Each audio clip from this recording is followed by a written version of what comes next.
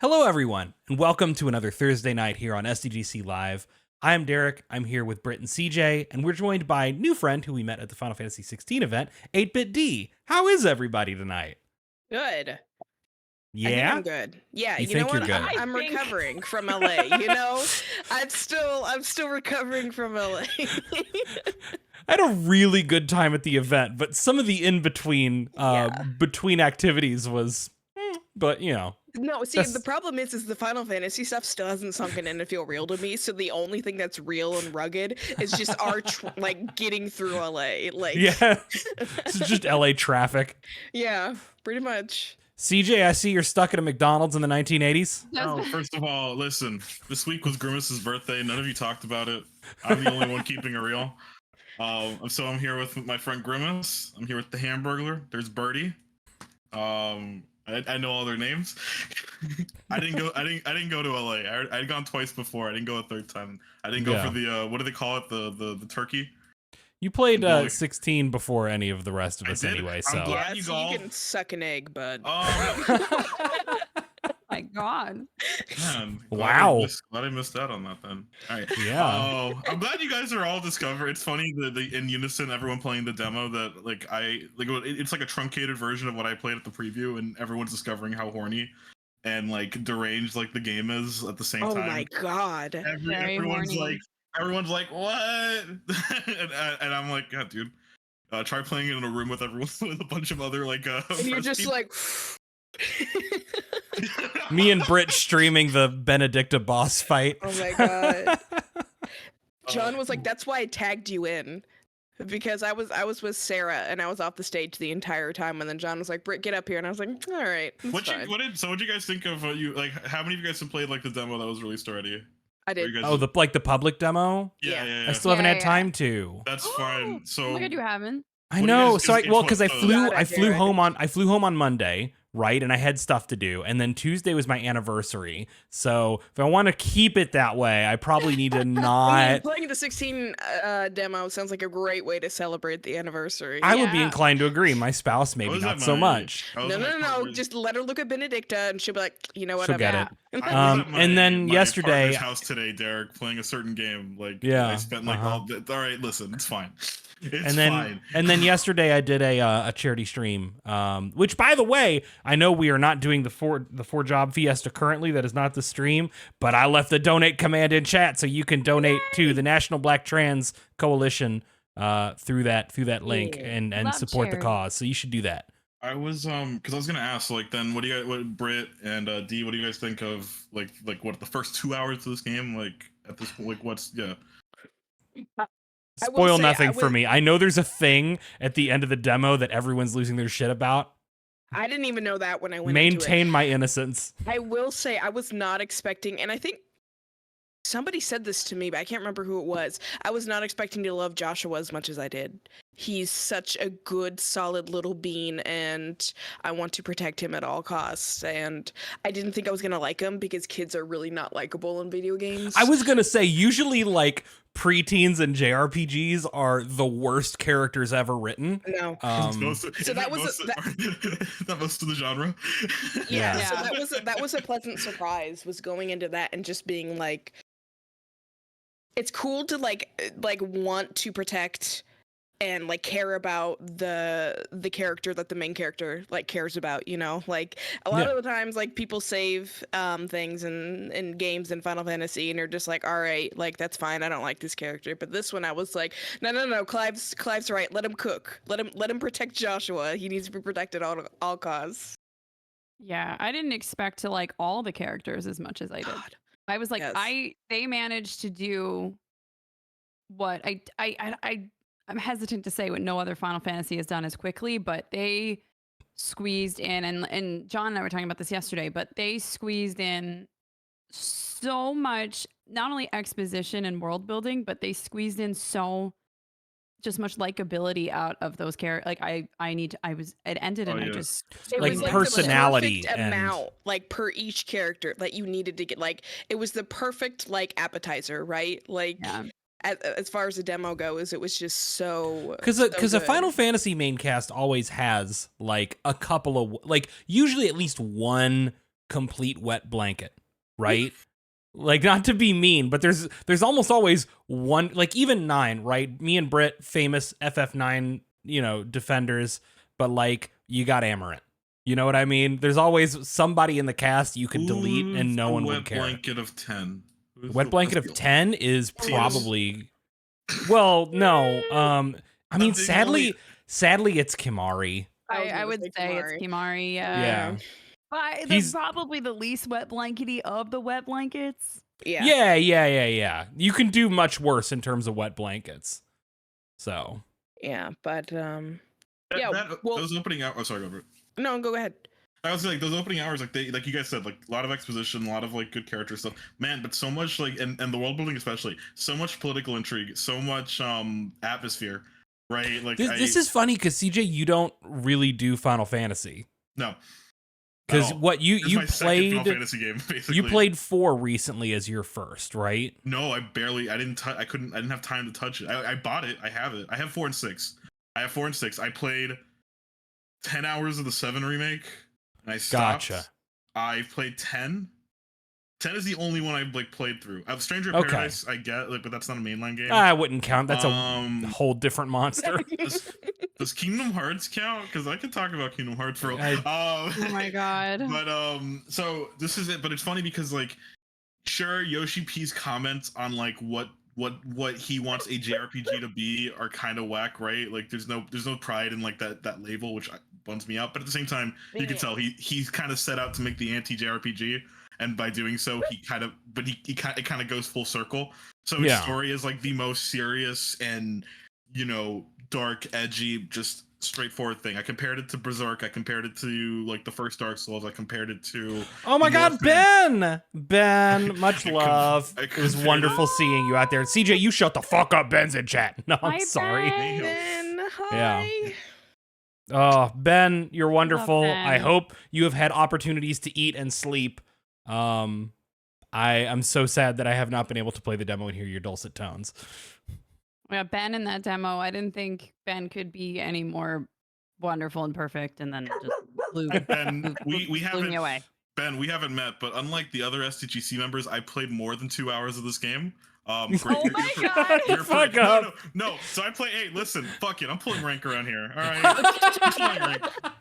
I played 6 hours of this game in LA. You know what? Hey, Ben, great. How much have you played of the code that you got? What was it, yesterday? Oh, I can't talk about that. You're gonna get me fucking blacklisted from the one company. I'll censor it. It's okay. I'll censor it in post. Britt. She's talking about my Lego 2K. Talking about Lego 2K Drive. It's Crystal Chronicles. It's fine. Yeah. The Pixel remasters. Oh my god. They Yo, guys, I just got that code for Lord of the Rings Gollum. Yes, that's what it was. They sent me a late code. No, but it's incredible. Like again, I compared it to all this like really dark like media, right? Like again, Berserk, Dark Souls, Conan, the Northman, all this stuff, right? But then you throw in like probably the most wacky and over the top combat in the world. You get that Yakuza like effect where the gameplay doesn't necessarily match a lot of the tone of like the story, but it's fine. It's like this really interesting contrast, which is why I said it's kind of like the anti-JRPG in a way. But I'm glad you guys got to experience that sort of thing. I will say though, those first 2 hours, I completely forgot about it. But then looking back and like everyone's reactions, they're cutscene heavy. Yeah, like it's a lot. I've seen a lot of people say that they wish there was a little more gameplay in that demo, but no, like I loved it. I understand when if you want to get the like chronological first 2 hours of a Final Fantasy game, you're gonna get a lot of setup. That's how it works. You've got to lay that foundation. It's bizarre because like the game, and without spoiling, it's just those early hours are kind of like. Are kind of slow, right? But again, I guess it's just a normal JRPG thing, right? Or just a normal Final If you're Fantasy gonna tell a 40-hour story, right, you've got to take a little bit of time and pace yourself. Yeah, exactly. Sorry. Delaby is asking in chat. Yes, the demo is straight up just the. It's not like it's roughly 2 hours, right? But I mean, yeah, it's just like the prologue of the game up to a certain point, and then when you buy the game later, you can continue after that point. So, D, you wanted to say something? Yeah, sorry. No, I was just adding. I know like this community probably doesn't know me as well, but I have played every single mainline, sequel, spin-off, re-release mobile game, every single piece of Final Fantasy media that exists, minus like a handful of Japanese mobile games. You're in good company. Yes. And I walked away from that demo feeling like it was the perfect balance of cutscene and gameplay. And I played it a second time today. And I think arguably it is my favorite first 2 hours of any game in the entire series. 100%. Yeah, I'd agree with that. Oh, Which is wild because I did not think that was possible. I can't play the demo until like Monday, Sorry, I'm probably. sorry. Ah, I say it. I just It's said it. really okay. good. It's really good. I'm glad that it's really good. I'm do trying wish to think now of like I my could do limited like knowledge of the few Final Fantasy. I think I put this up to maybe, I don't know, I like the 7 Remakes first 2 hours a lot. Like I really like that chunk a lot. Oh man, but that's a good. You're right. Just because of Jesse, get your thirsty ass out of here. No, Who are you Here. calling Genuinely, thirsty, it's a good- Brit? It's a good. Actually, you know what? Let me look for a picture of Jesse to put as my background. Hold on. Oh my That's a good idea, Brit. God. Oh my Um, god. That's a good idea. No, but like, but it's interesting to see like everyone in unison discover like again just like Yeah. how great those, again, without spoiling anything, like how much happens in those first 2 hours. Sure, it's mostly cutscene, but yeah, you're right. It's like a billion different things happening. It's just momentous to have like another numbered Final Fantasy game, because for a while we were getting these with some regularity, and then we had this huge gap, you know, from 13 to 14 and 14 to 15. And for people who don't play MMOs, like that gap was even bigger because you had to wait between 13 and 15. Now 15, that was 7 years ago. Yeah. You know? Weird. So Oh my god. yeah. Kind of wild, right? Like post PS2, like how everything just like slowed down Yeah. significantly. People who had kids after Final Fantasy 15 came out, those kids are going to school. You know what I mean? Like That's me. I could not play 15 because I was in the hospital giving birth, and now my I kid's was gonna be. 19 years old when 15 came out. Oh, boy. that's great. Love that for me. Love that for me. happy for you, CJ. Oh, you youthful motherfucker. But no, it feels like a big deal. Like, look, here's the deal. Spoiler alert. Almost this whole show is going to be very Final Fantasy Square centric, is going to be very focused on like our experiences in LA at the event, things like that. Oh man, is it John? It's Finn! It's Finn! Finn, you beat John. Hey, bud. No, never mind. Oh, you just it's got too late. I got shushed by my Finneman roll. The sass. Yeah. Okay, there we go. Yeah, hi, bud. How you doing? Oh, it's doing the thing. So I don't have a Yes. I'm on the edge of my seat. That's so real of you, Finn. That's so fucking. I don't have a microphone on this laptop right now, and so I was trying to connect audio through my phone and video through my computer, but I guess I have to just choose. This Bring will your work. phone up This a is bit. fine. It's a better angle if you get it. I'm up, just like, glad there you're we go. here. Perfect. There we go. Hold it like that for an hour and a half. Hi, best friend D. Hi, bestie. How are you? I'm good. Happy to be Finn, here. you're already traveling again for work. Yeah, dude, it doesn't stop. Yeah. I literally got back home, what was it? Tuesday night. Yeah. Went to work on Tuesday. Wednesday, and left again Saturday. Wednesday. One of those So, days. Yeah, it's fun. Good Have time. you? So you also have not had a chance to play the demo, No. the public Oh demo. my I god. literally have no time. It's killing me. But Mhm. I tell Dora myself shows up at the all end. okay because I'll be able to play very, very, very, very soon. Yes. So- Mhm. Yes. How soon? Hard to say. It Yeah. comes out in a week, so How you know soon? that's Hard pretty to say. soon. Depends on Oh my what the gosh, it embargo is a tells me. week. I just Yeah. realized. Oh my Yeah. god. It's a week today. I Which told all one my is friends it? like I'm not gonna exist for, like, don't message me, don't Yeah. ask me to hang out, like The irony let's is not do we're a your only podcast. Let's friends just and we'd be fucking playing it steam right too. through. Yeah. What? I said the irony is that we're your only friends and we're all playing it too, so it's not really that big a deal. Wow, don't we're her explain only yourself. friends. Mean. It's true. So mean. Well, wait, are you trying to say you guys have other friends? Because you're my only friends. Oh. Ben, that's No, exactly what I'm no, saying. I you wouldn't- can't fucking backpedal that shit. Hold up, that's exactly what I'm saying. I wouldn't have admitted that. Good Ben, times. you're like in the top 20. Relax, buddy. All right, like, relax. All right. You're like CJ, that- you have specifically called us your favorite gringos before, like repeatedly, so I Ben, know I was we're like doing under that. okay. Hold up, guys, don't say anything. Hold up. Wait, are you in your fucking car again? No, he's in a hotel room. He's Oh, good. Okay. Hold up. Well, my computer. Hi, John. You finally made it. Well, one of my dogs chewed through my Elgato key light cord, so tonight I sit in the fucking darkness. Your You dogs gotta are pull up like a white light Was it mode Tara? website. Just It was that. Tara. You Just know it was face Tara. light- Face light yourself with like a light mode Twitter or something. Sounds terrible. No, That's- this sitting in the dark perfectly matches my mood. I'm just kidding. I'm in a really good mood.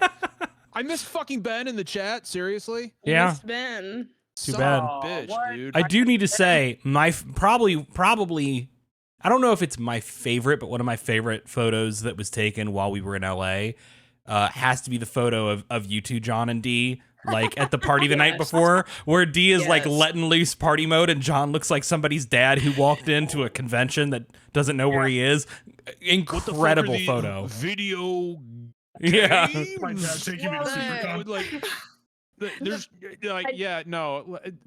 Britt, go ahead. I was just gonna say, I do have to say the amount of people who came upstairs and did like the Grandpa Abe Simpson. They were like, "Oh, there's an event going on. We're just gonna head back downstairs." Was hilarious. Look at all these fucking nerds playing Oh. video Yeah, games. we kind of took over. that Yeah, thing is that's though- fine. Good. I'm glad. Everybody Shout out up to all there of us was for being so cool. everybody up there was extremely good looking, like better looking than everybody else who was down on the lower levels of the bar. Everyone Yeah, no, it was definitely upstairs. Was upstairs is where the fucking vibe was. Okay, Something so about that statement makes me feel bad deep Just down John inside, said but I the word can't vibe. identify it. John said the word vibe, and it feels weird. yeah, I mean, when a So the- 42-year-old man should not I be would using the word explain vibes. something to you. It's fine. We had to explain to John what Riz meant. No, Oh, I shit. missed that. I mean, no, I still all the time tell everyone I don't know what it means. So I'm It's short for charisma. John, Riz. no, John. Okay. What is? Fuck, you should have. I want to hear John say it. No, he already knew because we told I already him. knew what yeah. it was because I had it But I want to fucking hear come explained out to of. me. Oh my god, that's incredible. I I was- was in there. Phrase unspoken Riz, and John stopped dead in his tracks. Like, the fuck? Did you have a stroke? And I was like, calm Yeah. down, and I'll break it down for you real slow. John So- had a moment like a Victorian child being given a Cheeto for the first time. It was like What the f- completely incompatible with All his right, worldview. All right. First of all, D, thanks so much for joining us tonight. Super thanks for appreciate it. inviting me. We had a great Twitter space last night, and I figured let's just have you on the podcast tonight to talk about the pre-launch party and our thoughts on the game so far. A great structureless informal chat about Final Fantasy and Square Enix. Absolutely. that's all I do. So what did I miss in the 20-something odd minutes my computer was updating? I pulled rank. Oh, I don't have played any 6 fucking hours worth. Yeah, of that Final happened. Fantasy. I played 6 hours worth of Final Yeah, Fantasy before I didn't and even hear. spoiled the whole 6 hours. I spoiled the whole thing. John Sora from Kingdom Hearts shows up at the end of that demo. Wow. Yeah. Wow, that's The fucking power wild, of dude. Does Snape the kill heart. Dumbledore at the end of Final Fantasy? One, and then Optimus Prime has the. Holy shit, dude, that rules. This game sounds Primal. legit. Turn up. Primal is one of the hidden eidolons. 100%. Yes. Yeah. Monkey, So- not truck. Yeah. Okay, so where are we at in the conversation here? Like, We what did I honestly, walk we've into? mostly just been talking about the demo and who amongst us has played it and our thoughts on it. The public demo, not Derek, some of the stuff we you- played at. You brought up a good point LA. though that I want to continue that conversation about how it's a big deal that a numbered Final Fantasy game's coming out, right? Yeah, yeah. Like, it's again, been like that- so long. That sort of rare. And again, it's just it's one of those when I went and played it, it's I kind of felt the prestige of it. This is the series isn't one to fuck around with. It's what, the second biggest JRPG series overseas, at least. Yeah, I mean it's only really beaten by Dragon Quest, That's what I'm saying. and right? that's only because yeah. Dragon Quest is the OG. Right, yeah. Yeah. But Can I point out something I realized that I think is not part of the reason 16 is so great, but part of why it feels so different is that this is the first time I think since Final Fantasy 12 where a mainline game has come out that hasn't been plagued by years of like development hell. Like we all remember 13 suffered from like their in-house engine that had to be like redone and scrapped, and 13 took forever. 14, we all know. Yeah, original 14 was a nightmare. There's a reason it's called Realm Reborn, and then the less said about 15's development, the better. It's like 16 felt like they learned a lot of lessons, and they came out and they announced it. From announcement to launch, even with COVID delays baked in, is probably the best they've done. Yeah. Well, and I think a lot of that has to go down to. So I do not want this to, because sometimes I say this is shade, and I genuinely in this moment do not want this to come across as shade, because I'm not like being loud and silly for fun. But I think it shows the difference that project management makes. Yoshi P is a hell of a project manager, right? As in, when they started this game up, they had scope and feature set dialed in. They understood the time and resources it would take. They committed to the original vision. They didn't let themselves get taken off course. And so they were able to deliver a really big game. And granted, as we learned at the event, a big part of that has to do with the fact that they got outside support from like the Kingdom Hearts team and from Platinum Games.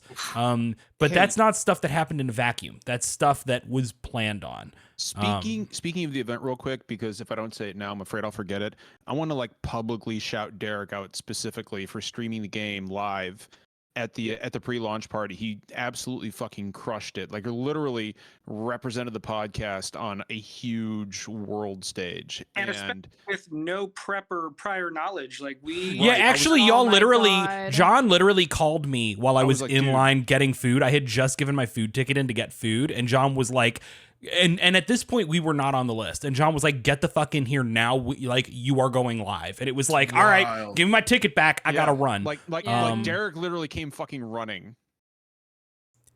He literally just ran past me and was like, I gotta go. And I was like, okay. I took turns cycling in to be his like +1 like hype man. And then Britt at the end there, very famously. Are we talking about our experiences at the party first? Or are we talking about we're not quite first? there. I think we're just talking in general at this point. Okay. But I do want to get to talking about the event. Have we done the guest introduction stuff where D gets to tell everyone who they are? And wait, you guys didn't introduce D? I think we all were so excited. I introduced D, but we got so excited we all jumped straight to Final Fantasy. Yeah, it's fine. Down. And I just joined like 2 minutes before you, John. So I will say this has been a little thrown off schedule by the fact that half the podcast was in late, but that's okay. And it wasn't me this time. Yeah, I wasn't supposed to be here, and I got here early, and I'm not dedicated. I'm that dedicated to this podcast. I do, like, before we move on to like the event and stuff, I do want to say that it's really interesting as like a 14 player to be like, okay, like when Yoshi P got announced as, the producer and everything, or the director and everything, I was like, okay, this is going to be a good game. Soken's doing the music's going to be incredible. Like, it's interesting having that 14 experience where we've had the last 2 expansions that were just fucking phenomenal, and then to get this announcement of 16 and like hearing all the details, it's like I already had a pretty keen mind that this game was going to be solid, but it's really interesting seeing everybody else come to that conclusion, like the people who haven't played 14, to be like, wow, this is really phenomenal storytelling. And it's like, playing the demo, I got so many 14 vibes. Just from the music and just the dialogue. Garuda, so I'm a big 14 player, and Garuda actually uses attacks in 16 that she does when you're fighting her in 14. And I thought that was just, I mean, Final Fantasy 14's DNA is all over this game. Oh, 100%. Can I say, as a tiny aside, queer panic aside, right? It has always felt weird to me that Final Fantasy has not had a consistent like wind summon. And I'm very glad that 14 has kind of cemented Garuda as that. Like, that's our designated wind. Because Gato was electric. Gato's lightning, really. Was it lightning? Yeah. As one of the occasional like Rama replacements, but like we had Veil for in 10. love Like it's kind of been Balfour. it's been like tossed Yeah. around. Yeah, and even that Valifor was whole- almost kind of like a baby Bahamut, right? Because it was like neutral elemental kind of, Yeah. you know. Yeah, I mean, sort of. I mean, I always took Valifor to be a lightning element, but you know, that aside, like there was let's jump into talking about the game because we've all played. So I know you Pandemonium. played. There we go. That's the one I was thinking of. D, you played. I know I played the demo. You've played the demo. Yes. Britt, you've played the demo. Yes. Finn, CJ's you played the demo very long. I played a demo. I played a. I've not played the demo yet. Yeah, Okay, me so and Finn Finn is have actually- not had the chance to. Okay, but is Finn the only one who has not actually picked up a controller to play the game? I think so. Okay. No, I played No, the. because he played Garuda with you. fight. Remember? You're right. Yeah, he did the Garuda challenge at the Remember event. the one cool. that you All right, I died did not know in, that. but All I right, cool. didn't because I'm a real gamer. Remember that one? So John, Shut the fuck up, Finn. don't brush it off, man. So Let him right- cook. Go, Finn. right off the bat, this has one of the coolest openings in any Final Fantasy game I've played. Yep. That shit reminds me of Gandalf diving after the goddamn Balrog in Lord of the Rings. Like it's literally Panzer Dragoon. You know what I just thought of? It has to be the most like 1-to-1. Like there's a film analog, like a reference since Yes, 12. absolutely. I Since picked up on that too. 12 is like Star Wars, right? And then this is like every single like dark fantasy like fantasy like this is like, again, that's why I was easily able to compare it to Berserk or Conan, because it's like, oh yeah, this is clearly Yoshi P watched a bunch of movies and was like, all right, I like that shit. And I actually want to before we go any further, I want to kick it over to D.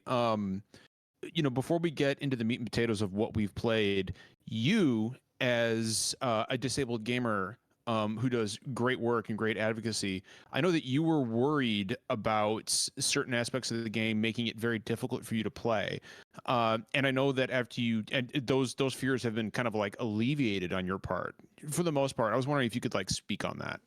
Yeah, so I've struggled with this series now for, I mentioned earlier, like I play them all, and even if they make me sick, I fight through it and I play them just in small chunks usually. Yeah. Typo sticks out to me as one that I could not play for more than like 25 minutes at a time. The motion blur on that is just too much. Yeah, you know, and I struggled a little bit with 13. Most recently, had to stop a playthrough of 12 because that has even been triggering for me. So I was panicking because it seemed to be getting worse and worse, right, with the lean into action, and just the camera work in these games, the flashing, whatever. Happily, when Yoshi P was, you know, kind of announced to be the head of this, I had some hope because 14 has a lot of accessibility options, which is something that I'm always looking for. With its like turning off spell effects and all of that stuff. And I didn't know, but I watched obviously those trailers. It did look like Devil May Cry. It looked just overwhelming and bright really and did. flashy. So yeah, I was panicking that this would be another one that I really wouldn't be able to enjoy. 15 took me almost 2 years to finish because of how nauseating it was for me. So I went into this and streamed at the event. That was the first time I had my hands on the game, and I didn't know. And it was really nerve-wracking. And I think everybody that watches me was like, oh, we'll see how this is going to be. And yeah, I usually can tell within 10, 15 minutes of like a combat area. And I didn't feel anything in that first little like combat real sequence when you're in the dark in the streamer demo that we played at the event. Mm-hmm. And I kind of held my breath through the whole thing, and I thought maybe. And this demo that we got to play, and I did talk to some of our lovely friends at Square about this, didn't even have all the accessibility options in that build. So, you know, they had said if it's not great, it'll be better at release. But even that demo didn't make me sick. And then playing the public demo, I got through the whole thing without an ounce of issue. And I think a lot of it, and we talked about this last night, but a lot of it's the camera work. In this, it is so crisp and so smooth. And yes, it's action and it's fast paced and there's a lot going on, but I don't know about everybody else. I played it without any of the assistive accessories. I didn't play it on story mode. I played it on action mode, and it didn't feel like a visual. It wasn't too much. I think all of it's really well controlled. And it was really cool to see that because I think a lot of people who we were even talking to at the event, other content creators, were worried about it. And it's something Square hasn't talked about a lot. So Which I was is a nervous. shame, right? Because like they should. Right. Yeah. And I was, we were talking to people about it at the event, and I'm like, we need to all be screaming from the rooftops about this. And there's going to be a lot of options to make it even better. Yeah. But yeah, it's like, it's such a relief. Because Yeah. Sorry. No, go ahead. I'm I done. was gonna say, because like I didn't even check the menu for accessibility options because I was like, whatever is, if there's anything there at all, it might not be indicative of the final game. So I didn't want to like use that to make judgments. Yeah. Versus like I just kind of jumped into the game, played it, and tried to be like, what are the potential pain points that I see? And obviously, like, it's extremely flashy. It's very effects heavy. That's stuff where I would hope, and I think it sounded like you said that you could like reduce spell effects and things like that. Am I right, or is that just thing you were hoping for? I was talking about 14. 14. I would like to see something like that with 16 because 16 could use that because while that's not a problem for me, I could see that being like a major epilepsy trigger for some folks. I could see that being just something that's overwhelming. Finn, I see you have your hand up. Well, I was gonna say, you did actually uncover accidentally some potential accessibility things. Remember, during the stream, you found those accessories. Some of those accessories, yep. Right. I had those. I was going to talk about that. The Yeah, accessories. and I mean I that's that used like the dodge one. That gray area between like accessibility versus like approachability, where like some people want to talk about accessibility in terms of how it affects like disabled people, and some people want to talk about accessibility like in terms of just like what makes it available to people who are not good at video games. And sometimes there's overlap and sometimes there's not. But those types of there is overlap because we've heard from. I think it all matters. So like anything that allows you to hold a button instead of rapidly tapping it or pressing it. Yeah. To engage the same effect. Think of people with mobility issues, for example. Exactly. Yeah. So in that sense, it's a both scenario. It makes it easier for people that might have struggled with the gaming aspect, but it also allows people that otherwise would not be able to physically perform those actions to play the game. Yeah. So I thought that was really neat to see because there's the attack one and the heal one. So it's a lot of sort of stuff that you saw in like, it made me think of like Near Automata. Right, that had a lot of those kind of accessories in early on to just kind of help with like the executive difficulty of controlling. Because man, FF16's a complex game when every mechanic is layered in. Yeah. So do you have motion sickness? Is that what keeps you from like playing games or? So I have the short of it is I have a disease called lupus. So it's a chronic illness. So my immune system, instead of like protecting me from like disease, illness, infection, fights my body all the time. So I have arthritis from it. So some days I can't hit all the QTEs and stuff because my fingers are the size of a planet, and it's like an actual physical disability. And then other days I have seizures. I deal with a lot of my brain literally swells up. So I have like delayed reaction times and motion sickness and a lot of it, and it kind of just comes and goes. But the motion sickness is pretty consistent all the time. Yeah. But with this, it was really cool to see those accessories because at least the minute I sat down and was looking at all of them, I'm like, oh, if I have a bad hand day, I don't need to go change the whole game's difficulty or my button layout. I can literally just put this on for the few hours. And then next time I log in, maybe I don't need it. Yeah. And I'm like, that's awesome. Just like, so as someone who like covers a lot of this kind of stuff, and it's really cool to see that kind of inclusivity, and it doesn't affect anybody else. Right. Yeah. Not that it's an option. Settings ever do, but right. Like I was like, this really is. It doesn't stop capital G Jamers from yelling on the internet, but Yeah. So I actually want to, from an accessibility standpoint, I'm not going to sit here and say that I'm disabled because I am not, but I am partially deaf due to a war you both, wound. boo.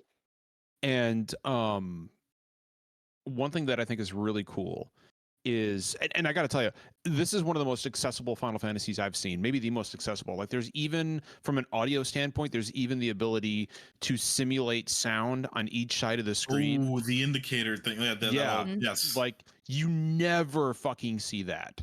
And that right there is like people wouldn't think this, but that goes a long way in helping people who have very, very limited hearing to feel like those kind of like heart pumping, thumping moments in games that really get your blood going, like it, because music in games like really It can more than drown anything out else, everything like else. draws you in, right? Like it really lets you know that, okay, this is a really intense moment, and those indicators go a much farther for people who are hard of hearing than anyone might think. Because like you can be hard of hearing quick, in terms of, sorry, you go ahead. No, I was just gonna say, I also want to say hi to Paris in chat real quick. Hey buddy, sorry I missed you in California, man.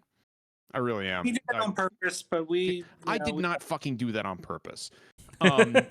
Paris is just I look, like, everybody knows my arms are bigger than Paris's anyway. I was looking forward to Paris, like, beating you to the ground. Is that what it is? Is that what it is?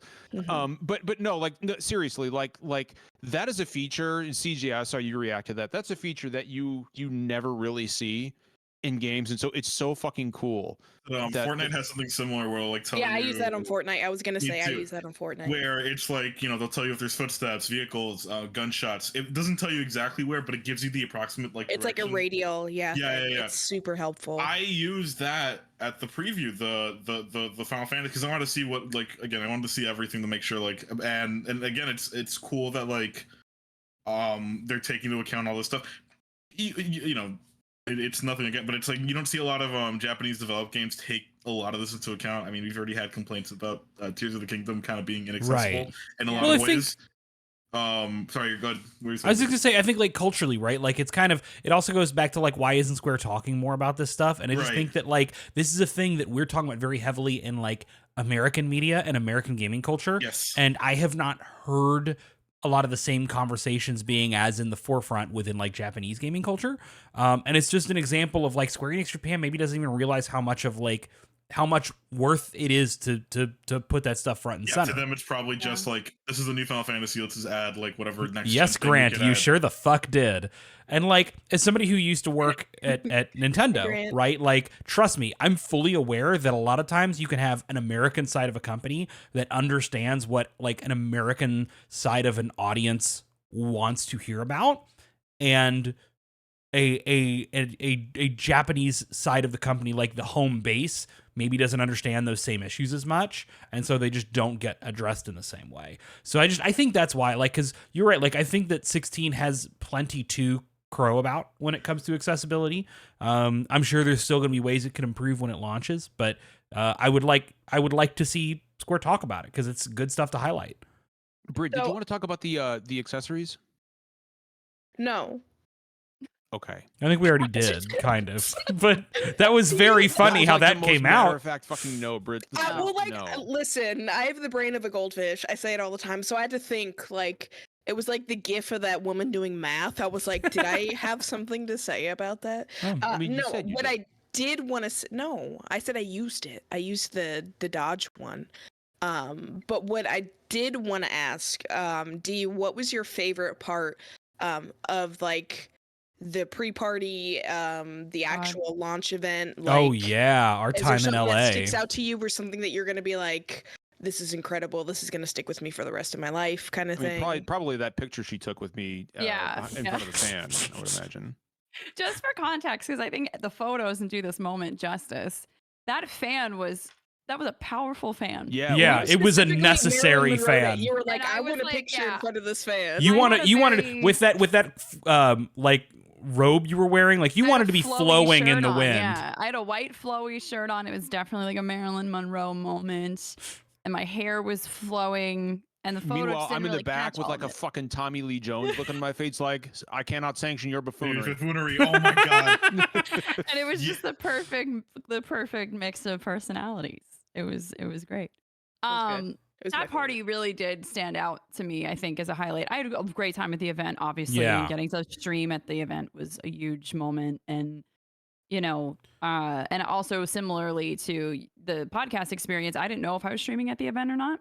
It happened. I was next to you, John, when he was like, here you go. And I was like, I was like, go. Fuck. I was like, I didn't know. So, that, like, it was all really cool. But I think just everything we got to do was amazing, and meeting Yoshi P again was great and all that stuff. But I think the real, standout for me was getting to the party we had the night before.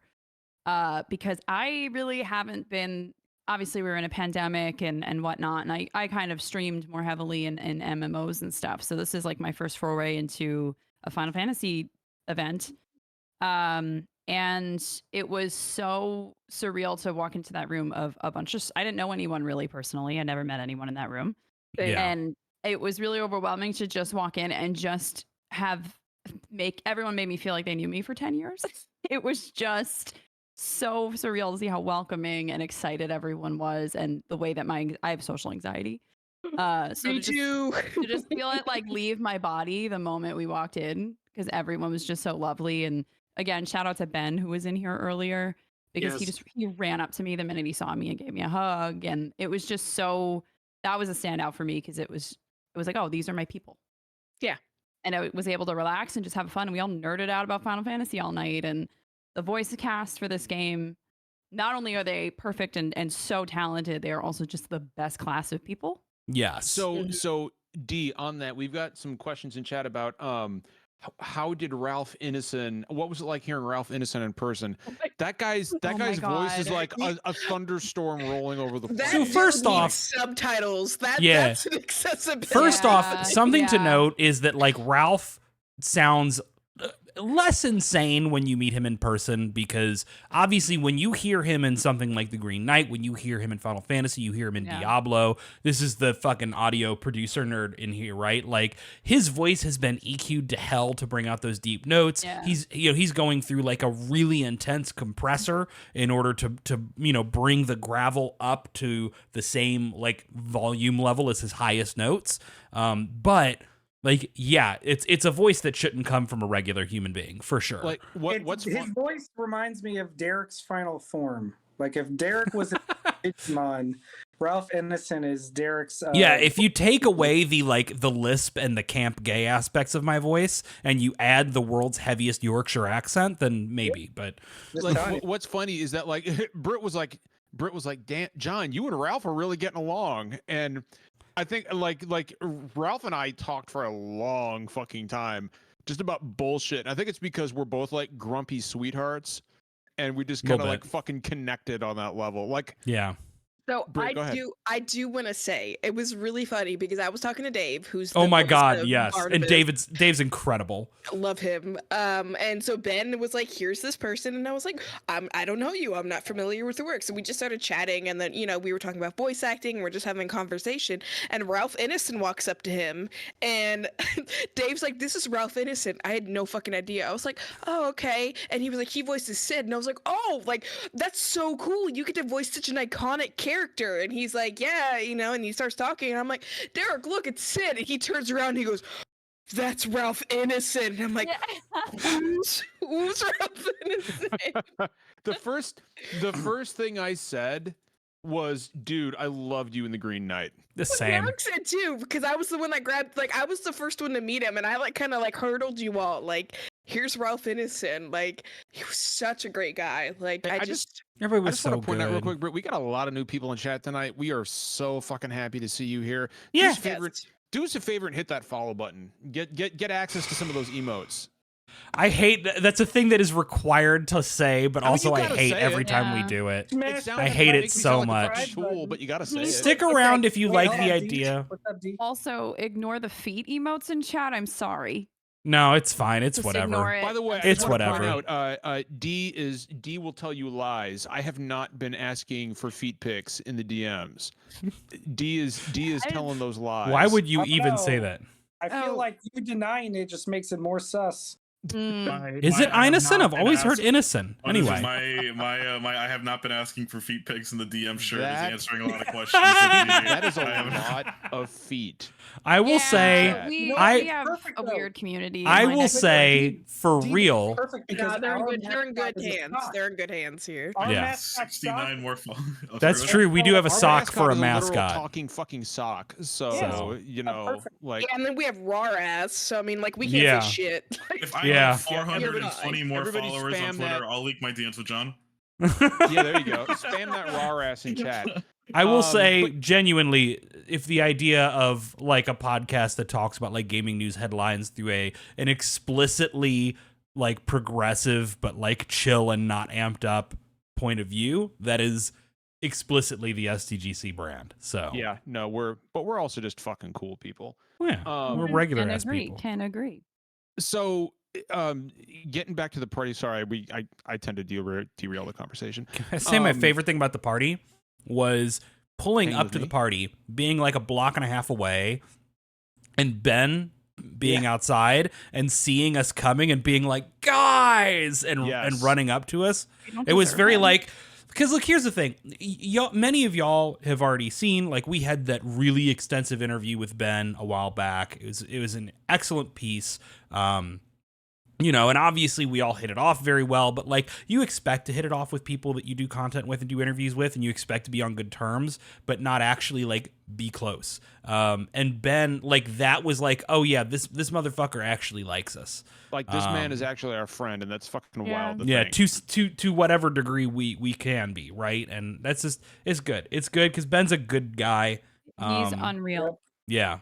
I know our friend Eyes on B and I did an interview with Ben as well, and he and I had bonded over some like heavy stuff and kind of into he talked to us some kind of heavy stuff too. Yeah, and it was wild to me because even after, like 2 days later, he sent me a DM on Twitter and was just like checking up on, and I was like, is this man real? You know? And you're like, oh, he's just being nice. He's being nice. But then at the event too, like the kindness that he showed to everyone, even at the on Sunday when there were thousands, like so many people there, clearly overwhelmed. Just, you know, he's just too much. He knows so much. Like I recently got a job and he congratulated me like in my little Twitter post, and then he came up to me and I was like, the whole time I was there I was in mom mode. I was like, are you okay? Do you need anything? Because I knew how fucking nervous he was. So the whole time I was just like, let me know if there's anything I could do. I don't want to overwhelm you, like that kind of thing. And he was like, no, stop.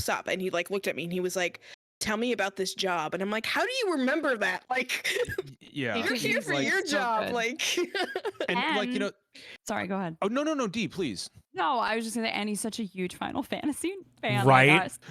And that's such kind of where I was going to go is, like people are already saying he's one of the best Final Fantasy protagonists throughout the entire 100%. Voiced history of the franchise. And it's because, like, look, of course, obviously not taking anything away from the rest of the cast because they all crushed it. But for Ben, like, he literally, like it's not just lip service to him. Like, he loves these games. He grew up playing Final Fantasy, and so he put his all into voicing. I expect Ben is going to go through. Really feel it too. Ben is going to go through like a Josija arc. I hope I'm pronouncing his last name right. But just in terms of like.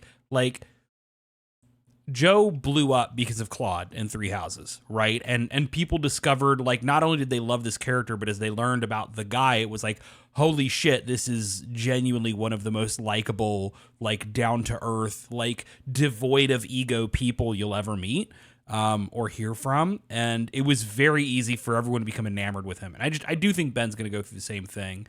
I'm really curious because I loved Nina's performance which you didn't get to hear as much of we didn't get to hear any of from the demo. Don't worry, once you play that demo, you get to hear plenty of Benedict. But she's incredible, and I really look forward to hearing more of David as Barnabas because I did not get to hear any voice acting from him. Unfortunately, I don't think you get to in the demo either. But talking to him, he has a really like strong presence in his voice, and he's just a really interesting person, and he's gone through really an incredible journey that I don't want to share any of here. I assume anything spoken was in confidence, but like, wow, what a fucking guy, and I'm so excited. I told David just how much I admire him.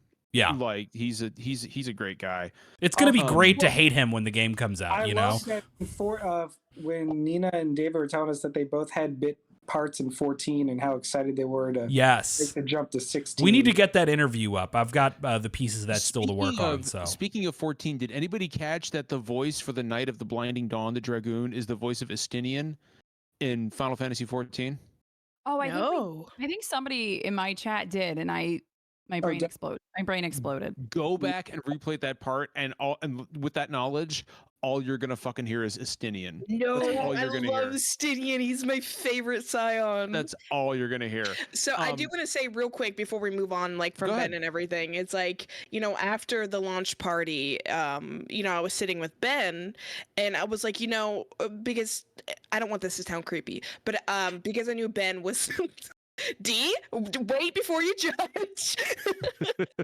So the whole time, like I was watching Ben because it was so fulfilling to watch a Final Fantasy fan, because Ben, like for Ben, it was like he still couldn't believe it was real kind of thing, right? Like that, like he told everybody that. So like just getting like occasional glances and looking at him and just seeing how he reacted to like the event as a whole was just incredible. And I told him that, and I was like, you know, there's something special about seeing a Final Fantasy fan like getting to see their work come to life. And I said, you know, nothing against like, you know, somebody like Ralph Innocent, like this is like for Ralph, it's probably just, you know, a job. It's He a does job. a lot of voice. It's Yeah. a job. And you know, Ben was like, well, just because I'm a Final Fantasy fan doesn't mean that like I'm better than anybody. And I was like, no, that's not what I'm implying. What I'm saying is it's very nice, and like it's incredible to watch a Final Fantasy fan and seeing their reaction to everything going on, and just it's just been fun to like see that, you know, that transition and that growth from him.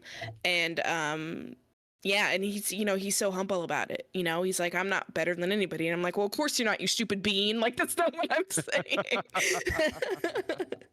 What was it? Who decided that he should be forever referred to as like the beautiful cherub of a human? Oh, that was Sarah. That was He's like a little that cherub. was Sarah. So Good I lad. want to kind of like pivot into some of the stuff we learned from the event itself. Like and you know, so the event itself was 6 hours long, started at 3, went till 9. There was a big presentation, you know, and several different panels. It was really cool to see, you know, Maximilian Dude on I'll stage. give you the first thing we learned. Because like the first thing they did was bring out Takashi Kiryu, the new CEO of Square Enix, which is not a thing I was expecting to happen at this event. I remember them saying that the transition was supposed to happen in June. I had no idea that this would basically be his unveiling party. What he said gave me a lot of hope. And so for those who did not watch the event, he came out and opened by telling a story about him being a kid, and, you know, being like a fan of Dragon Quest when he was young, and, you know, working all summer and begging his parents for an early Christmas gift because of how much he'd helped out, you know, and being given the original Final Fantasy because he wanted it so bad. But like he told the story about being confused that, you know, there's no title screen in the original Final Fantasy very famously. You know, you go to like character selection, you drop in, and he talked about, you know, beating Garland, leaving the castle, crossing the bridge after they fix it, and then finally getting the title drop and the famous, you know, prelude and all of that, or the final the theme. And it was like, oh my God, this is a story you cannot fake. This is somebody who loves this shit. And he's younger too, right? Like this is somebody who's in his, I'm going to guess maybe late 30s, but somewhere in his 40s, but like relatively young for a CEO. No, at best, I was actually struck by how young he is.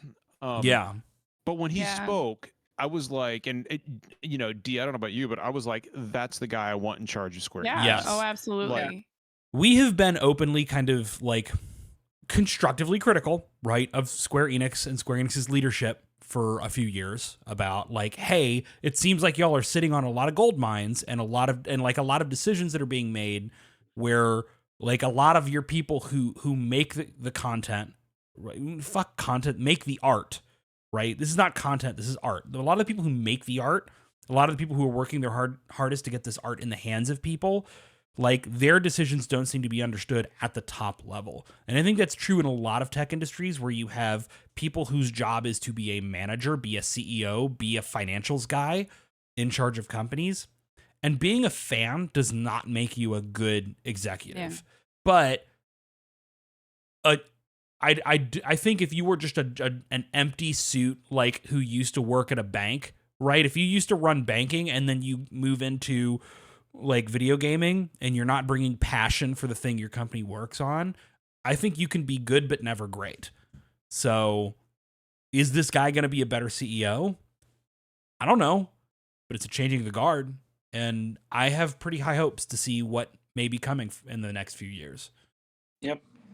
Yeah, no, Yeah. I echo that sentiment completely. It's always nice to see like an actual fan in charge of, you know, the company, you know, that creates the games that he grew up playing or she grew up playing. Yeah. So, or they grew up playing. Again, So coming you know, from like, somebody who used to work for Satoru Iwata, right? Like, and that's not to say I don't have any criticism for, you know, Iwata, and not to say that everything he did in charge of Nintendo was perfect, but, you know, to me, if you don't have somebody with that kind of passion at the top, it's like, you know, what's the point? What are you doing?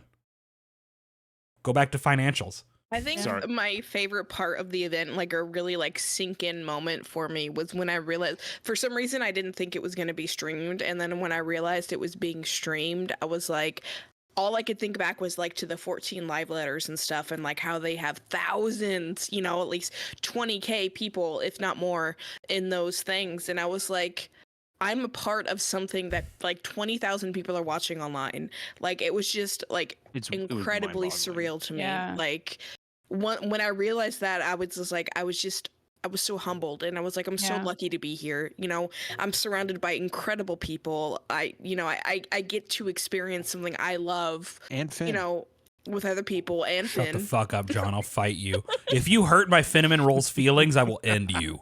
I cry. I'm not afraid. I realized our friend JT, former member of the show, texted me and said, "Wave to the camera." I didn't know they were doing sweeping shots. Yeah. Like he could Were see they us. really? I didn't know They that. were. Man, Yeah. I should have done all that flexing.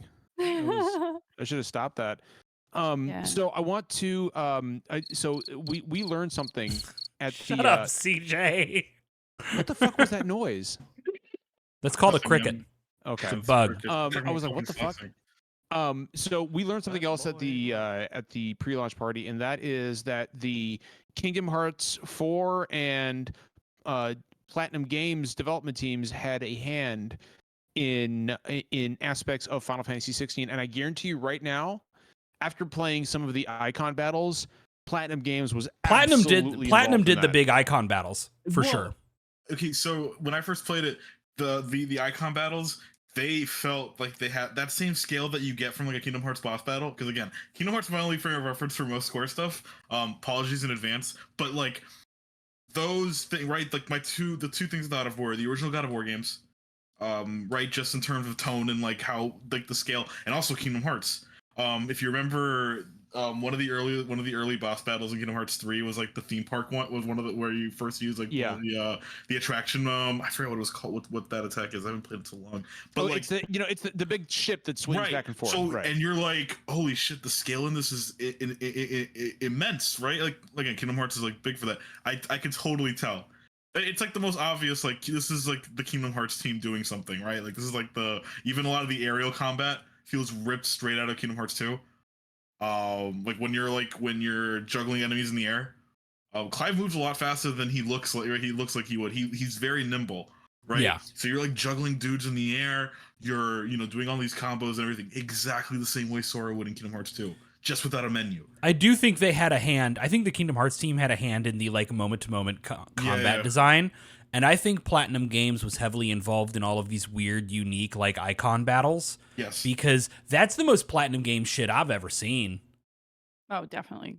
Yeah. Oh, it absolutely fucking and was. it's the what's his name, the combat director. You have no idea, Derek. Wait, just wait until you play the demo. What? It's the combat. The guy who does the combat for this one worked on Bayonetta 2. No, Devil May Cry 5. No.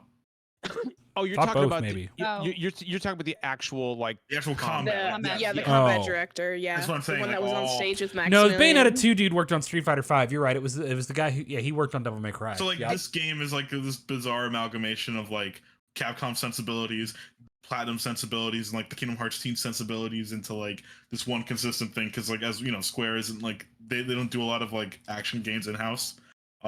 Which again I appreciate as someone who isn't into like traditional JRPGs. So I do want to say that my spouse did not know that Maximilian was going to be at the event. So, you know, he picked me up from the airport and everything, and I'm going over anything. And then I was like, yeah, they had Maximilian, and, you know, he did a fight with the combat director. And he was like he was really interested because, you know, we met on Final Fantasy 11, so we're like big Final Fantasy fans. But like the fact, like, he loves Maximilian, and I'm so mad that I didn't go up and like get a picture with him just so I could show him. But I did get a picture of Max with like a side profile, like, just because he happened to be in front of me.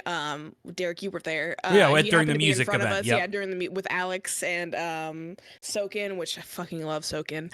And like I was like, yeah, he was like right in front of me. He was like, I'm so jealous. Like, he wasn't jealous of like the rest of the event, despite being a hardcore Final Fantasy fan. It was the Maximilian dude that he You can was tell like, him Max is genuinely a good dude, by the way, because Yeah. like I could immediately tell in the short conversation I had with him with Finn, it was like Max is professional and he's confident in a way that a lot of people there were not confident, but he was also confident in that rare way that was like, this is confidence without like arrogance, you know? Extremely good dude. Yeah. I actually want to ask I want to ask Dee a question. So Dee, did you make it to the actual like Garuda icon fight with Clive versus Garuda? I did, yeah. Okay. So have you played God of War 3? No. Okay. It's Never for the best. fucking mind.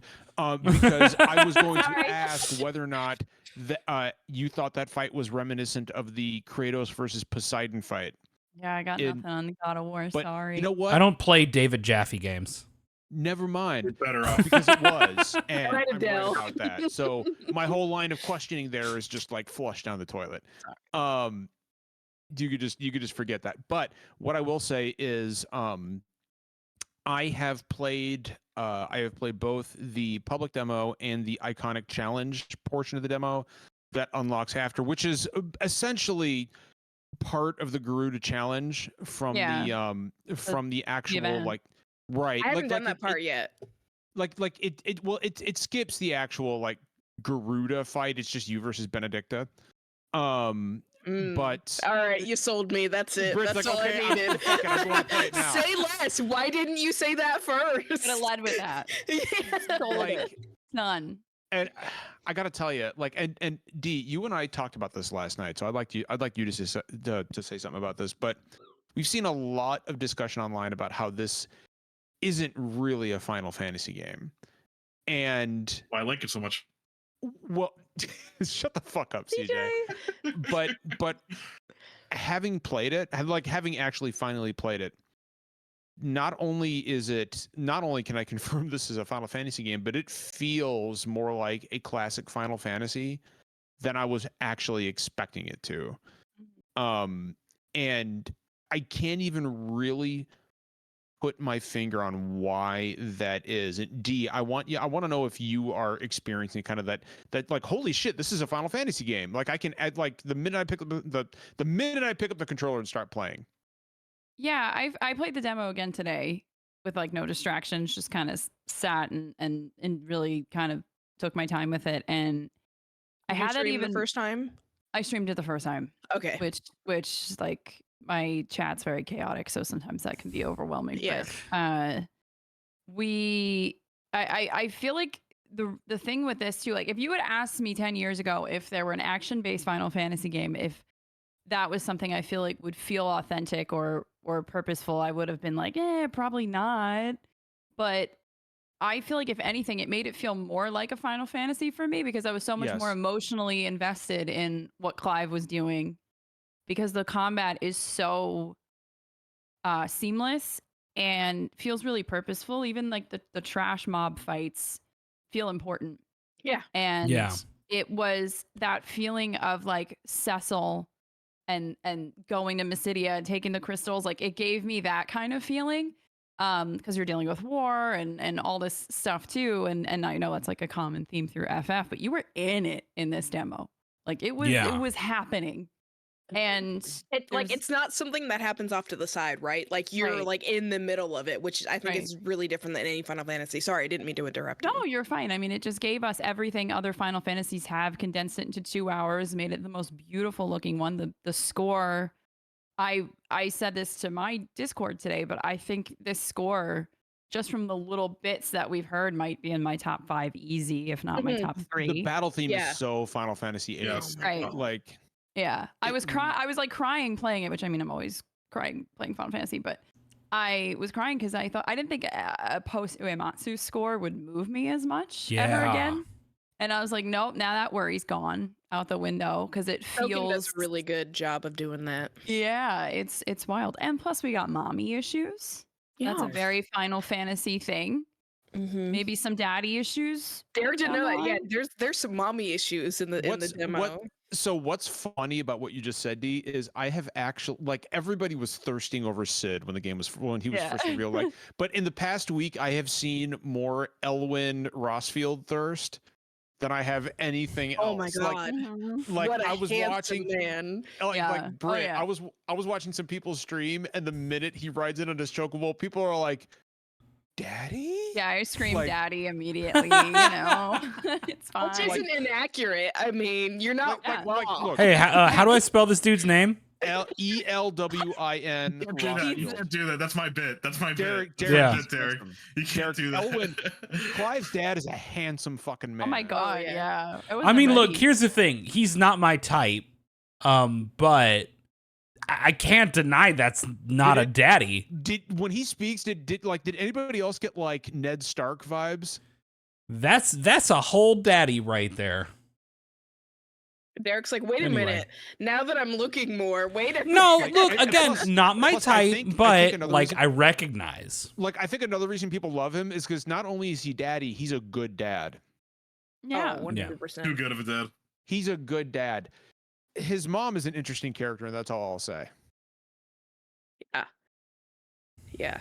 We've definitely got some. I'm not doing that bit a second So, time. like, Dee and I were talking earlier about how much we enjoyed Joshua as a character and how, like, teenagers generally aren't well written in the Final Fantasy series. And generally, like, teenagers aren't written well across, like, all media, right? It's like, it's very suck. He wasn't really a teen, though. He was like a young boy, right? Preteens Like, in JRPGs preteen, are always just the most annoying little fuckers on the face of the earth. Chadley? Yes, for sure. Yeah, Thank you for being part of the I Chadley love hate it. crew. When they showed us like the first look at the icons and I saw Phoenix was a small child, I'm ashamed to say this now. I was like, ugh. Yeah, I'm not me ashamed. too. We've been Dee, you should conditioned know- this way. Dee, you should know, I once created an entire anonymous Twitter account dedicated to Chadley to troll Derek for an entire day. That's Yeah. amazing. I hate you. That's my energy. That's That's what why we're I'm friends now. I like Joshua, but at the same time, like his voice, I kept expecting to hear him say, like, "Please, sir, may I have another?" Like, No, he was so I kept- cute. I loved him. Like the guy from Nino Kuni 2 going, I'm counting on you. the little cat prince with the ears, like I'm counting on, I'm the king. Like that's He was I can so absolutely, cute and wholesome. Like, I mean, he's cute and wholesome, but was like the big thing that we talked about earlier when you weren't here. We had this big conversation. Was basically like it's nice to have feelings towards a character that the main character is also that you're playing also has feeling towards, because it kind of like links you to, right? Like a lot of the times you are a character rescuing or doing something and you know it feels kind of disconnected because you don't have that bond with that character as the main character does, like in the story. So I think they did a really good job in the demo, like establishing that relationship between the two. At the event they made a big deal out of like it's not enough for Clive to just be like the main character and be the like audience POV by virtue of being the one you control, but that like the story wouldn't work right unless you understood the world and felt about characters the way specifically that Clive does. Yeah. So, you know, they really needed to make sure that the relationships you have with the cast mirror the relationships Clive has with the cast. I mean, it sounds like it's paying off. The minute we met Rodney, I was like, I foresee a long and There's a fruitful life for motherfucker this named man. Rodney. Like, yeah, Rodney. He's the he's Clive's like soldier trainer mentor. But so I gotta know, have you guys been playing it in performance mode or quality mode? Quality. See, yeah, I've been playing it in performance, and I don't know. I don't remember. Like a lot of people have said, like, oh, we're getting all these frame rate drops in performance mode. I don't notice any really. You know, but then again, like I also think that actually I don't think I know. So the demo version of the game is version. Is Rodney this Fred Durst looking motherfucker? Who? What? I said, is Rodney this Fred Durst looking motherfucker? Fred Durst. He doesn't look like okay. Fred Durst. What is a one of a kind. That's like so offended. Like Rodney. If anything, Hugo like looks more like Fred Durst than anyone. D the Rodney stand. I am the Rodney stand. Speaking of Hugo, by the way, this game is quite a bit heavier and darker than past Final Fantasy games, given the spiciness, for example, between Hugo and Benedicta. Final Fantasy. What's that? No, Derek hasn't played it yet. Did they smash? No. Shh. No. Just let's. There's some tension there. We'll just say that there's some tension there. It's safe to say it has the most adult. You're like trying to dance around the fact that Santa Claus isn't real with me. You know what I mean? Like I mean, you can just tell them. But even just from a swearing standpoint, like the I like violent. I was talking about it's violent. It's like what the first M-rated like mainline game, game of the series. Like maybe the first number. It's certainly the first one to be this like visually like graphically violent and like have this much like harsh language. Because like CJ, you were asking which numbered Final Fantasy is closest to this, and I was like, that's hard because I think a lot of what makes 16 stand out, like. And granted, I think things can be like you can skirt around bloody and violent and swear like for the sake of being like edgelord bullshit. And I don't think 16 is doing that from what I played. I just do think that it's going for a heavier tone. Yes. But like nothing else in the numbered Final Fantasy is doing that. The closest one to me that I can think of is like 12, only because 12 is maybe the one that is the most like grounded, seriously political, like political fantasy of the lot. But even then, 12 is such a different beast. Like none of the early ones, like the pre PS1 ones, are like dark or violent. I mean dark, but dark. But like, so has a lot of it. No, like obviously no game before this one had like beheadings and like dudes like spurting out blood. I talked about this also. Stranger Paradise could be the most adult. Might be the most adult, but Stranger Paradise is not like a mainline game. Stranger Paradise is the most South Park of the Final Fantasies. It's not really adult. Like Stranger Paradise is the most 14-year-old of a Final Fantasy game. It's not even a thought. Shadow of the Hedgehog. Desire. It is what Shadow the Hedgehog wanted to be. All right, 100%. Final Fantasy 16 is the Final Fantasy version of Shadow the Hedgehog. You heard it right here. No. Stranger Paradise is. Okay. No, that I can see. That I can see. It's not a lot of games that have the balls to complain about how long their own story is taking 5 minutes into the game.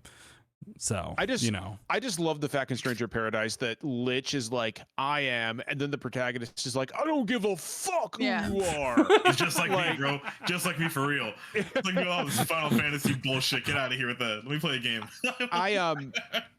So in regards to 16, Derek, you mentioned how dark it was. So I will say, like, knowing that you haven't played the actual public demo yet. Yeah. The entire development team watched Game of Thrones before they actually started. There's up and downsides to that, huh? Well, no, like it's definitely like it's all tonal, right? Like right. D, you look like you wanted to say something. Oh no, I'm just nodding along. Oh, okay. I wanted to make sure I wasn't cutting you off, but no, like you did that shit to me earlier. Britt, I mean, I'm fine with cutting you off. You're not a guest. You're just part of the family. You're not part of the Trundle team. Hey, and that's why. About the Trundle. We'll talk about the Trundle team and the cuck chair, which is going to be hilarious for people in chat with like no context. We got to So all right. Well, now I got to talk about it. So D, we got to our Airbnb in LA, and my bedroom had like this weird chair right in the corner with nothing else around it, just this weird Right, chair. the cuck chair. I just want to Right. say that it had a hole in the bottom. It had a hole in the bottom, and Derek walks in the room. He blinks, and he goes, "Is that a cuck chair?" The Oh Sneeko. God. The Sneeko cuck I was chair. like, The Sneeko chair. The Sneeko cuck chair. I'm too online. So I was like the next day I took a nap. I took a nap, and I woke. I woke up, and Derek was just sitting in the chair with a bottle of water like this. And it's always it's Rar said that's almost as strange as someone wearing shoes in the bed. Look, I'll wear shoes wherever the fuck I want. Oh, Oh my God. Not You from would. LA. people. That's the thing. It's- Nasty ass white people wearing Verinder immediately calling you out for white people behavior was pretty It's not my incredible. fucking bed. I don't care. Finn escaped the nasty. allegations was the best part. Nasty, bro. Someone hit you with Yeah. the belt. No, man, get out of here with that shit. You fucking hit me with a belt and see what happens. Oh CJ. my god. But No, I don't know- me I don't and know what the Brett, fuck I was- me and Britt shared the Trundle bed, and I think we're always going to be Trundle team because of that one like 3-night experience is incredible. Like Which is I the was so goofiest sad when I woke motherfuckers. up and you weren't above I me. know. Like, I wasn't gonna it was wake the you worst. up. Britt's When- like fucking filming. Like she's like, "Here's Derek, and here's I Finn saw laying in his this. bed." Yeah. And then she pans over to me. And she goes, "And oh, This look, hey, John." motherfucker.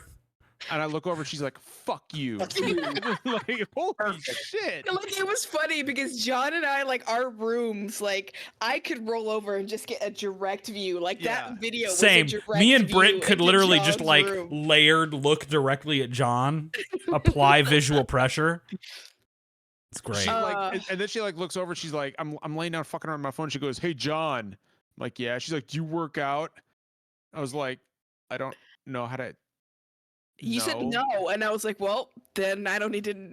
I was gonna compliment him, and he thought I was gonna shit talk him. I was like, I was gonna make him uncomfortable. Be like, you look good, bud. You fucking That's work why- out. You work out, man. You look at those That's why I muscles. said- But see, the thing is, it sounds That's like you're why I about to said launch no, into a because I thought she was gonna Letterkenny make fun of me. diatribe. Like, you fucking work out there, bud? Like, And then like me being hungry for compliments, I'm like, no. You know I work out. What were you gonna say? What were you gonna say?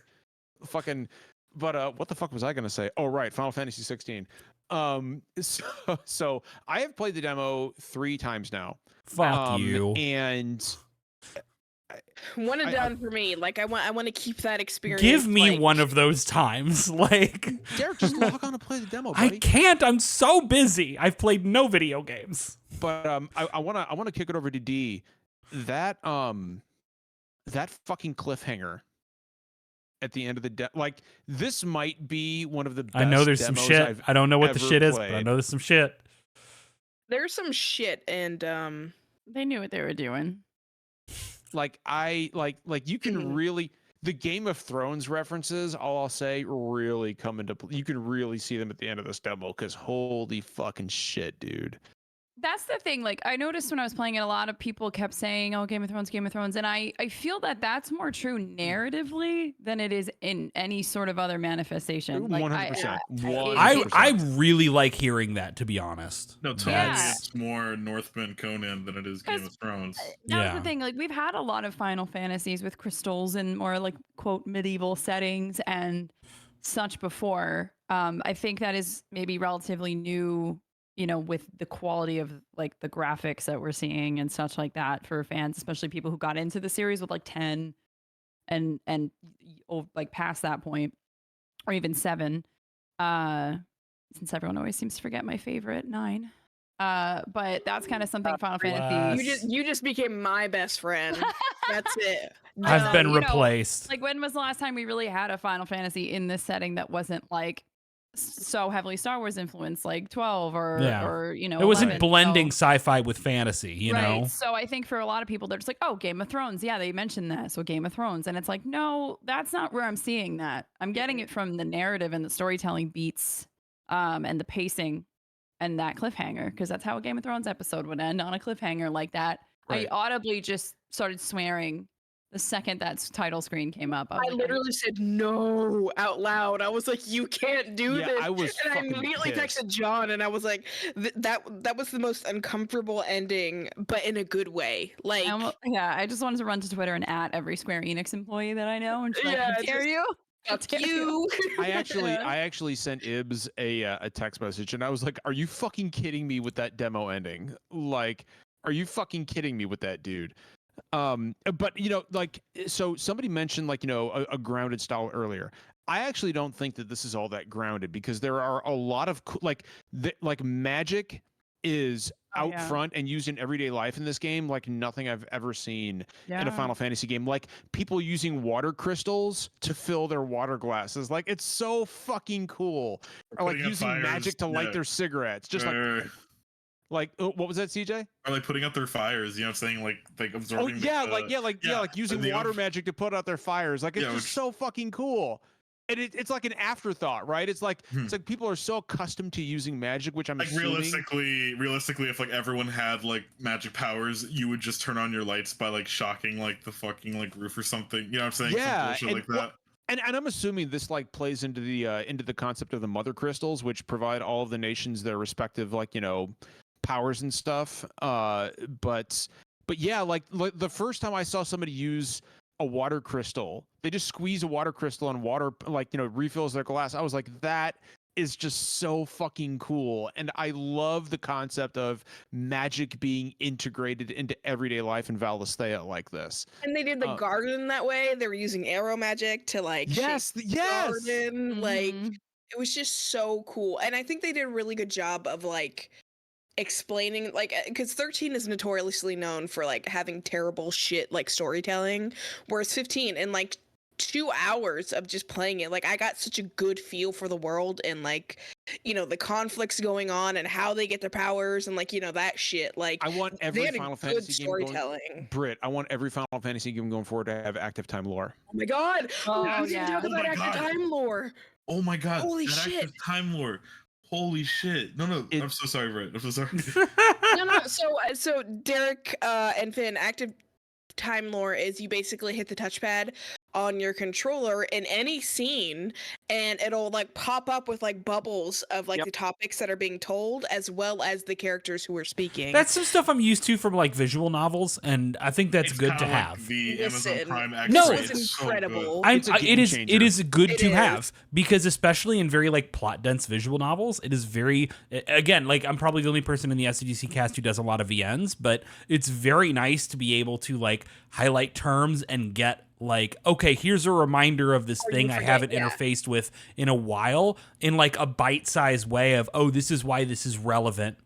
Yes. So no, that's good. I would replay the demo just to do like focus on the active time event, because I said, they did such good storytelling that I didn't need to use it. Like I used it like when they showed it to me, but I mean, like after that, like I didn't need to use it. That's way better than FF13 giving you the in-series Wikipedia and saying have fucking fun. I am the resident Final Fantasy 13 defender, and I will tell you that the data log was terrible. Yeah, I like 13. I'm not a 13 hater, but that is not a good approach. And it sounds like the active time lore system, which is the most wonderful set of words. Like when you go to the little, like you get to see like what other caregivers are doing. No, I love that, because that's some shit the Tales of series really started doing a lot of. And anytime I play a Tales of game and they're doing that shit, I'm just like, I remember Vivi going and checking out the chocobos. Did you say Vivi? Yeah, in 9. Is it Vivi or Vivi? It's Vivi. Is it Vivi? I'm so used to Vivi, but Vivi, it's Garuda too, and I was like, it's Garuda. Sometimes you don't know how to pronounce fake words. I don't know what to tell you. Y'all also refuse to say Titus and Kine, and I hate to break it to you, those are the actual pronunciations. So yeah, I've actually it's like I've said it before, but it's like an entire lifetime of saying Mako and then Square hitting you with Mako, and you're like, oh fuck off. Not Square. true. It's Get out of here. It's a Titus or Titus? It's Titus. Is it Titus or Titus? It's Titus. It's Titus. Okay, so Ramen Chat said, y'all please stop convincing me to buy a PS5 to play this game. Absolutely buy a PS5. Like, everybody bully him on this podcast. Yes. Bully him to tell him to do it. I'm not here to bully people to buy consumerist products, because that's against who I am as a person. I will. It's Final Fantasy. If you don't buy a PS5, I'll come to your fucking door and yell at you. Oh fuck, bro! It's so to be fair, John yells at every door he's ever passed through. So, old man, speaking of, shut the fuck up, dude. So I've actually got. taking this back to Final Fantasy 16, I want to ask Dee a question since she's our guest. Of everything you've played so far, what is your absolute favorite aspect? Oh God. That's such a hard question. I think for me, the OST was the standout. I like Soken. I just like I can't get the music out of my head. Every piece of it, even in the subtle moments. So that for me was like the main standout. I haven't liked a score this much. I mean, I love 14. I'm a big 14 fan. But even that, like I think this is just unreal. And then I think for me it's the combat, which is shocking because I'm not an action combat girly. I love the combat so much. I want like every boss. I'm like, oh my God, what are every boss? I need every boss fight. I need to know what they are. I need to know what's happening. Like I loved how for the first time I felt like I was really in a Final Fantasy. And it just made me feel more connected to the story. And I didn't think that was going to be a thing. I hadn't really considered it. I was wondering how I would feel about the combat, coming from a series that has been mostly known for turn-based battles, but I am in fucking love with the combat in this game. It's not only, but it's like, do you remember like back in the PS3 era when like Sony was, for example, was promising us like it's gonna look like you're gonna be playing CGI the fucking movies from DreamWorks and shit, right? Like, but it actually feels like you're playing a major Hollywood blockbuster, but it's not a QTE fest. It's an. I mean, I think this game. Somebody posted comparisons of like in-engine FF16 to like pre-rendered FF13, and then like Final Fantasy. What was the CGI movie that I can't remember the name of? Spirits Within. Thank you. Movie. They had the Advent Children. Well, movie. But the Spirits Within is the one I'm thinking of. But like, and this game in-engine looks better than the Spirits Within, if you ask me. Right? Yes, it does. Like it looks better than the CGI movies that were supposed to be, the future of cinema. Yeah. Is so wild to me. What was it? Like, the main character was supposed to be like an actress. Like that was like the whole thing. Like they wanted. They wanted her to be like, they prop her up to be like the next big like virtual star. And yet only Lightning went to Paris Fashion Week and got to work with Louis Vuitton. Right. She must not be forgotten. A bad bitch. Never. But it's worth mentioning. Sorry, it's worth mentioning that Hollywood heavily lobbied against Sakaguchi and Aki and the whole crew for that. They were scared AI was going, or that this fake actress was going to start virtual models. Really, I didn't know that. Yeah, they were petrified that was going to change the industry and fought against the movie pretty heavily and whatnot. I didn't know that. That's really interesting. Yeah, Sakaguchi mentioned that there was was it a Famitsu interview? He mentioned that it really, he think, negatively affected the film, which I mean there was a bunch of other I do remember reading that. But it sure didn't fucking help. Yeah. Like what really made my jaw drop and like during the battles was like, for example, when you're fighting Benedicta and she launches it, like, all of a sudden, like, your health bar disappears and you're like, oh, I'm watching a cutscene and she's ripping apart this building and throwing it at you, but all of a sudden you see the name of an attack and you're like, oh fuck, no, wait, I'm playing. And like it's moments like that really, like, I can't even imagine what, like, for example, the final fucking boss of this game is gonna look like. It's gonna be some sick shit. It's gonna be some goofy, weird, esoteric shit, and I'm here for it. When I played Clive versus Garuda and then Ifrit versus Garuda at the pre-launch party, my fucking jaw, like, I texted Derek, I was like, you need to get over here and come play this. Like, this is fucking insane. But Derek was hanging out with me, as he should have. That was more important. But I have never, like, guys, so if this game, and granted I've only played 3 hours of it, but if this game holds that pace and that feeling for me all the way through, this is going to be my second favorite Final Fantasy game behind 6. It's a big deal coming from you. So mine is 9 and then Shadowbringers, and I'm already like, this might replace Shadowbringers. I love Shadowbringers, but like, yeah, go ahead, D. No, sorry, go ahead. No, go ahead. I was done. I've just always been I'm like the Sakaguchi stan. I've had a hard time since Sakaguchi stopped being so heavily involved, and I love 14 because of how it was paying tribute to that. I felt in a respectful way. But I did not think that anything would even come near to my like mental space of trying to like creep up that top 3. But even just from the first 2 hours of this, I'm like, this could be one of my favorite ones, if not my favorite. Because for me, it's like 9, then 4, and then 6. So That's a I'm like, solid top 3. I do love 4. It's a tough. That's yeah, a new 4, favorite for me. D 4 has the is same perfect. 3 as I do, just in a different order. Yeah. You know what, Britt, you actually you finished 4 for the first time recently. I'm on the last spot, so I'm in You like are? the Okay. last area. Yeah, so I'm playing the Pixel remasters for the first time, and which is why I kept Derek muted for most of last night's stream, is because I want to experience 5 for myself. It's fair. But I'm at the very end of 4. Like I did the moon part, and now I'm in like at the final dungeon area. You're in the lunar subterranean. Yes, and good. I love it. Like Britt, it's such a good game. I think Cecil is such a great character. I think all the characters are wonderful. I mean, it's an all-time Final Fantasy cast, like Kain and like Rosa, and just like 4 is among my favorite Rydia franchises. is so good. Like I love her. I love like the way that she grows. Yeah. It's my like starter recommendation for people that they're like, I've never played a Final Fantasy. I mean, I've been telling people to just jump into 16 because it's phenomenal. But I'm like, if you really want like a true summary of what an FF experience is like, I feel like 4 hits every box. And you can finish not long.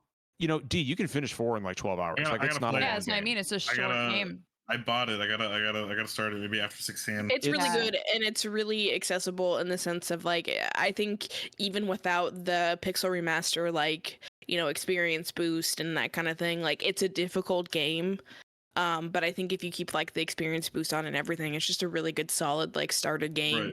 Right. Yeah, the US version's difficulty makes it really accessible. I think sometimes people fall into the trap of playing the 3D remake, which I love. The voice acting's phenomenal. It has the better script. It has the better translation without all of the so localization edits, but it is the Japanese difficulty, and that can be a little bit of a barrier, I think. Yeah, I'm definitely what I will playing say, with every like modifier. Sorry, John. I'm playing with every modifier. Go.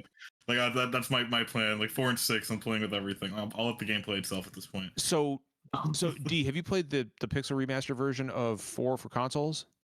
Yes. Okay, so like I feel like they definitely rebalanced the difficulty in that. Yeah. I died to the final boss for like the first time ever 3 times in a row. I was like, holy shit. I think it's like, funny they rebalanced the difficulty repeatedly, because I remember playing 4 Pixel Remaster on PC and being like, wow, all the way through, like they've really they've maintained the original difficulty curve. They've just smoothed it out and sped it up a little bit, so you don't have to spend as much time like grinding. But I went all the way through. I still had to put a little work into Zero Miss at the end, but like wasn't that bad. And then John gets on with the Switch version and is like, dude, I've died 3 times to Zero Miss. And it was like, that's interesting. Yeah. So it's always 4 is the one that I feel like is every version. It's like, yeah, why? Who needs consistency? Yeah, who knows? they actually that's Final Fantasy. The difficulty of all the like in 6 Pixel Remaster on console, which is my favorite game of all time. I died to Kefka for the first time ever. Oh wow! Like he's just lopping off like 6,000 hit points from every character. I'm like, Jesus Christ! It's like what they tell you, you know, when you get older, your skills deteriorate. That's true. That's true, Finn. That's true. Word up, my Gen Z brother. What's up? Well, I played 6 on the PS3, which was like at the time the best version, and I couldn't hang. I think I got halfway through the game, and then it was the part where Shadow died and then Sid died, and I just rage quit. I was like, fuck it. I was like, how the fuck am I supposed to know I had to fish up a big fish for Sid, and how am I supposed to know if I wait for Shadow he's gonna live? I was like, I hate old school RPGs. I'm done. Oh. All right, so we are like 10 minutes past our stop time. Derek, did we want to keep going and talk about 16 some more, or I have to get up real early in the morning, Derek, so as much as I would like game. to. Remember too that we're going to be talking about this game nonstop once it comes out. So you know, I don't know what you're talking about. Once it comes out, I'm not on this fucking podcast again until I finish it. Like, no, John, yeah, I'm going dark. Like you're fucking crazy. Unrelated. I should have been on this podcast. What's that, Finn? Finally have an ironclad reason to never not bring Final Fantasy up on the live show. Why? That won't last, but maybe a week or two. So. Oh, because of spoilers. Every time we bring up Spoilies. fantasy, we have to like shoehorn it in through some terrible segue. But now we always have the perfect reason to bring it up. Yo, for, like, our a end of month. the year show is gonna be so obnoxious. Fucking bonkers. So Like, obnoxious. D, I'll go ahead and tell you, there's a running joke that we can't get 5 minutes into this podcast without somebody bringing up Final Fantasy. Mm. Not a running And it's joke. usually me or There's Finn, a let's face reason it. why the event was full of Final Fantasy specific influencers and then a general news podcast, and it's because we're shills. Oh, for sure. I mean, We'll go ahead and we'll start wrapping it up here now. I know that there are a lot of people in our community who D are probably not aware of you, D. Like, if you could please let people know where they can find you and when they can find you streaming. oh gosh, pressure. I'll link your Twitter. I got you. Oh, thanks. Yeah, I'm obnoxious on the Tweeter app, the Tweetbird. But yeah, I stream full time. I am live on Twitch, 8bitdee, Fridays, Saturdays, Sundays, and Mondays. And I plan to start doing the YouTube stuff soon, videos, Ooh. sort of lore dives into Final Fantasy VIII, because that's kind of like my thing. Hell yeah. And yeah, we talk a lot about like accessibility stuff, life with a visible disability, and then we talk about poo. So it's like you never really know You talk what about you're gonna what? get. Poo. That's grown up life. Yeah, and I cry about Final Fantasy all the time. You know, I'm just always crying about it. I cried at the event in front of freaking Barnabas. Embarrassed myself in front of everybody. Yeah, but he's No. a sweetheart. That's Oh my God, that's it the was one you so want to funny. cry in front of. It was the highlight of the event for me. I really quick. Sorry, I know we're out of time. I was No. Ben had invited me and B to like come stand with the voice cast when the keynote was going on. So we were up there, and Ben, he was getting pulled in a million directions the whole time. So he got pulled away, and we were just standing there. And then they announced the demo date for that night, and we all knew that was coming. So like, Yeah. it's no surprise. But I just looked around the room and realized where I was, and then what was happening, and just started bawling because it's me. That was me when And- I realized it was being streamed. Yeah. Yeah. And then I just started sobbing. And, B was looking at me. She's used to me crying. So she's like, whatever. And I look over, and he comes over to me, and he's like, "Are you crying? Are you okay?" And I was like, I just love Final Fantasy so much. And he's like, "That is the sweetest thing." It gave me a hug. I was We like, live in "Oh, a no." broken world that does not deserve that person. Oh my god, know. he's incredible. I know. Like A this, like he's too good for this ruined world. Oh, yeah. No, I have. So I actually popped into one of D's streams the other day. She's very talented, very, very engaging and fun to watch. So I definitely recommend that you go check her streams out. And D, I hope that you will. I hope that this will not be your last time on the podcast. I hope you will come back and visit us. You can bother me anytime. I'll talk about Final Fantasy till I'm blue in the face. So. Fuck yeah, we got Or another other one, games, Finn. stuff. I play other things too sometimes. Sometimes. I do a lot of retro games, Hell, you're speaking my language. Once again, I'd like to add, or I'd like to finish off by thanking Square Enix for inviting us all to the Final Fantasy 16 pre-launch party. It was a huge opportunity for this podcast, for D, for all the other content creators who attended, and getting to watch Derek stream on that stage along with so many other talented content creators was extremely gratifying. And we are internally grateful. It's the biggest opportunity this podcast has had. I'm bad at a lot of things, but I might be good at streaming. Sadly, you are an excellent streamer. That's not a thing I want to be proud of, but here we are. And again, we got a lot of new people in chat, so I highly recommend. There is if we could get a Discord link. Brit's already got us. Oh, She got the Discord. She got the Patreon. We pride ourselves on being diverse and inclusive and welcoming. So I highly recommend that you join our Discord community. We have about 400 people in there. It's always active, heavily moderated. It's well moderated. It's actually one of the most active Discords that I've seen, and I'm in several Discord channels, and we would love to have you there. So please join us there. D, thank you once again so much for joining us tonight. Oh my gosh, thank you for having me. Absolutely. Anytime. And guys, as always, remember, kindness costs nothing. Take care of each other. We'll see you next week.